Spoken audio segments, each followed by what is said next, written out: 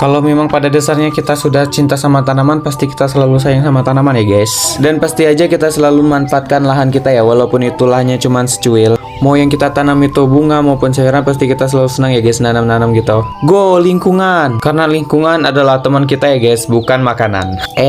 Jadi kali ini kita itu memanfaatkan lahan di belakang rumah kita karena masih ada ruang kosong yang belum ditanamin guys. Jadi kali ini kita mau nanemin sama benihnya ketan guys. Karena sayang juga kan guys, lahan di belakang rumah kita itu nganggur dan belum ada penghuninya sama sekali. Jadi kali ini kita memanfaatkan lahan belakang rumah kita dengan semaksimal mungkin. Jadi nggak ada satupun ruang yang kita sia-siain ya guys. Dan kebetulan juga benih yang ada di kebun kita itu belum habis ya guys, dan masih banyak benar sisanya. Jadi kita manfaatkan aja daripada dia nggak jadi kan guys, dan dia nggak bisa berbunga dan nggak bisa berbuah. Jadi kita langsung manfaatkan dan langsung kita cabutin aja ya guys. Walaupun di sini kita ngambilnya agak telat. Jadi sebelum kita nanam ketannya, di sini kita menumbuk kopi kita dulu ya guys, karena belum kita tumbuk.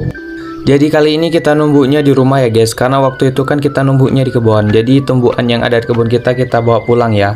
Karena gubuk kita yang ada di kebun kita itu udah kita rubuhin ya guys. Jadi nggak ada tempat lagi buat kita naruh tumbuhan kopinya ya guys.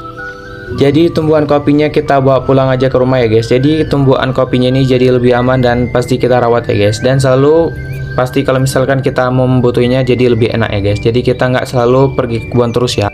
Ya seperti biasanya kalau misalkan kita menumbuk kopinya pasti lama guys, karena ini kita numbuknya secara manual. Mungkin kalau kita gunain tumbuhan yang udah canggih itu kita mungkin lebih cepat ya guys. Jadi selesai kita dari numbuk tadi, kita langsung jemur di depan rumah kita ya guys. Terus kita lanjutin buat pergi ke kebun langsung ya guys. Sesampainya kita di kebun, di sini kita lanjutin buat langsung aja kita ngambilin benih ketannya ya guys. Langsung kita petik-petik aja ya guys. Sebenarnya kita nanam ketan ini agak ragu ya guys, ini jadi atau enggaknya, karena kan ini kita nanamnya bukan dari biji. Mungkin kalau dari biji itu peluang dia hidupnya dan langsung berbuahnya itu mungkin lebih besar ya guys. Tapi kita belum tahu juga. Tapi di sini kita langsung coba aja guys, siapa tahu dia memang bisa berbuah nanti sampai panen. Kalau memang betul ini nanti sampai berbuah, alhamdulillah ya guys, karena kita bisa memanfaatkan lahan kita yang di belakang rumah ini yang udah nganggur.